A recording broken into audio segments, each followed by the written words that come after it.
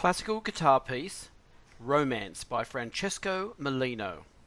Hello again and welcome to the Learn Classical Guitar YouTube channel, the channel where beginners and intermediates can super boost their classical guitar skills with uploads weekly. Don't forget to subscribe by using the link in the bottom right hand corner here. You can see the little icon. Just click on that and subscribe and you'll stay in touch with everything Learn Classical Guitar. And check out the link at the end of the video to get sheet music. Just click on the link and follow the steps. You'll be there in a minute. So today's piece is Romance by Molino. Make sure you stick around after the performance for the discussion and tips on how to play this piece successfully. Okay, let's go.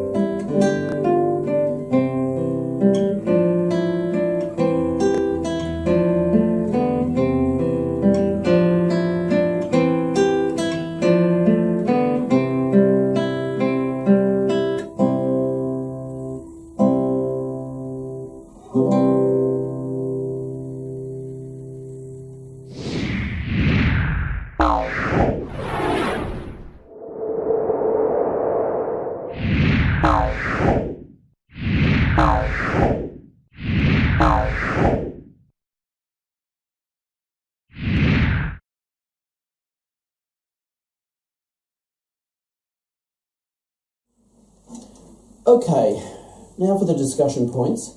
I'll move the camera up in a moment so I'll get a close-up view of both right and left hand. And I want to talk about guide fingers and pivot fingers, as we did similar to last week's lesson, March in A by Giuliani. We'll show you those in bars 6, 9, 10, 11 and 14, I think. Talk about rolling chords in bars 15 and 23, grace notes in bars 10 and 14, and rolling of chords in bars 15 and 23. All really good classical guitar techniques, which are used often. We'll slow it all down and show you those bars. Okay, let's move up to close camera, and we'll do that right now.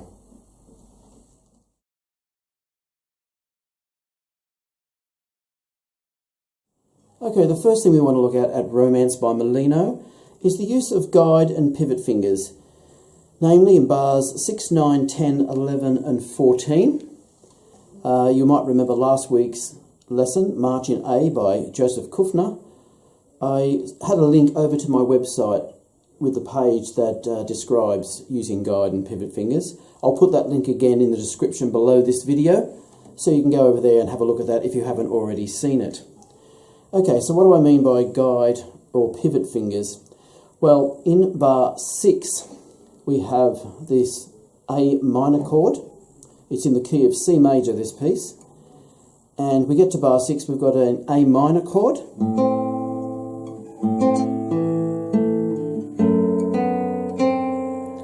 Now I hold the A minor chord there.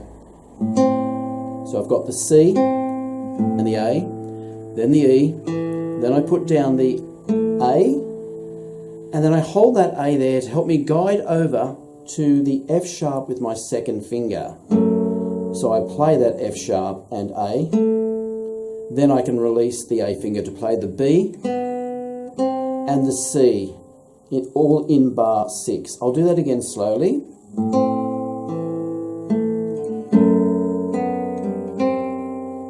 So it helps us to hold in position to get that second finger on the F sharp.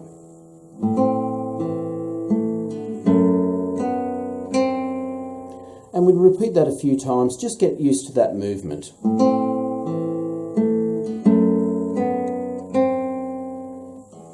Nice and slow.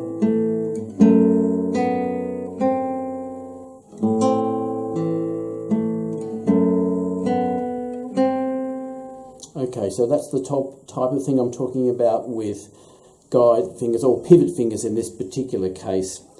If we go to bar 9, we have the D and the F,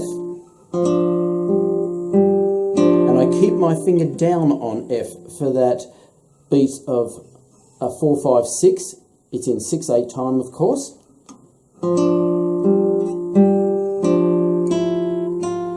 Then I can move to that next chord in bar 10. Holding down, so I'm holding down while I'm playing the D, E, F. Reach for, that sort of helps me to guide over. Once I've got the F there, and that helps me to guide my fingers, the second finger on E, the fourth finger on G. Now, when we get to that bar, we've got the E and G. I can lift the G off to play the E and the G, and then I have the grace note there, the D to the C, but I've got this E down. I've kept it down from the start of that bar of bar 10. It keeps my hand steady. I'm playing the grace note with the fourth finger, the little finger. My first finger is on the C. We could do that separately. There's a similar thing down in bar 14, just with the different leading melody notes there. It's bar 10, and that is bar 14. Okay, that's the grace notes. So yeah, we're still using the guide fingers here. Same chord. That helps me to pivot across. That helps me to keep my hand steady there with that chord. I keep the E on with this finger. Second finger, 4th fret. Second finger, 2nd fret, 4th string. And I get back to that C chord there.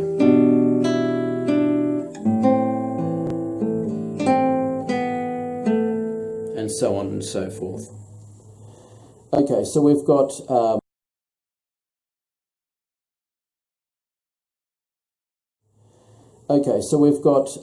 we've had the guide and pivot fingers. We've had the grace notes.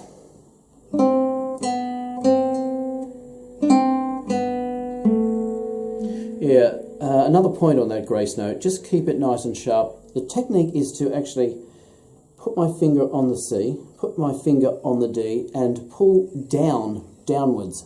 And pulling my little finger towards the E string there. It's a nice sharp sound, nice crisp sound.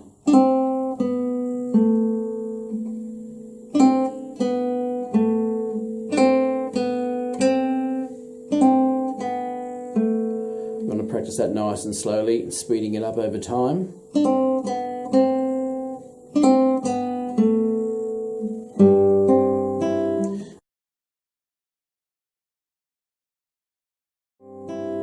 Okay, now we want to talk about the rolling of the chords in bars 15 and 23, just after that grace note actually in bar 14.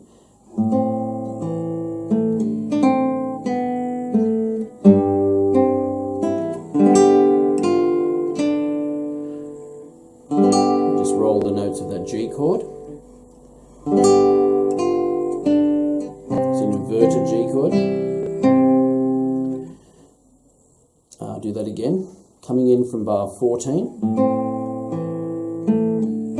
grace note, normal G chord, inverted. So with the roll, you might want to try it one note at a time, slowly first. And over time, build it up. The speed, build up the speed, until you can finally just roll it clearly. One after the other.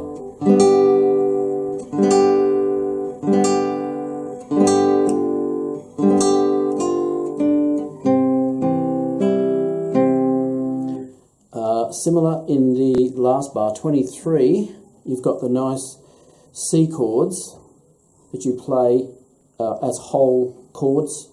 No rolling there. And then in those chords we have the C, the G, the C, and the E, the upper E on the string, open string. A nice full chord.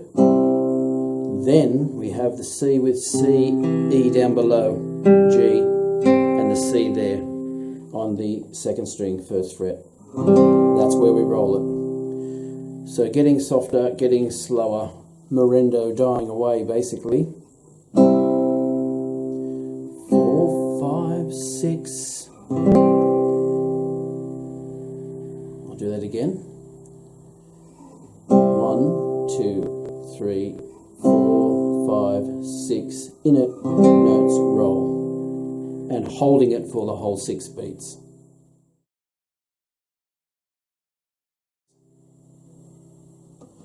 Okay, another thing that you might want to do with this piece, a little bit more advanced, but it's called rubato. It's a conscious speeding up and slowing down of time, just to give it a little bit more, just to let the piece breathe a little bit more, give it a little bit more style, a little bit of more character, a little bit more authenticity, and musicality. So it's not playing it strictly.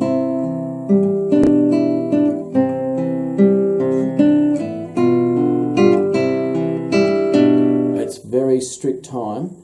It's sort of slowing down the phrase, but what you need to do, it actually means robbed time.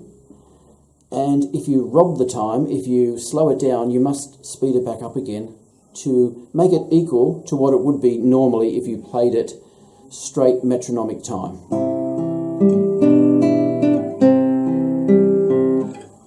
Here it goes with a bit of rubato.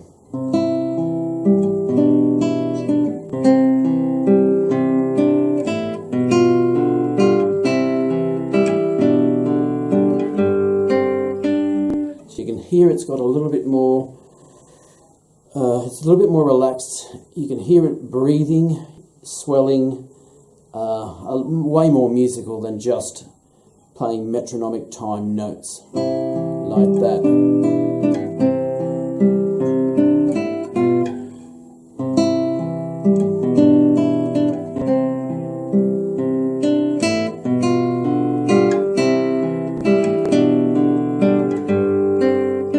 Much better that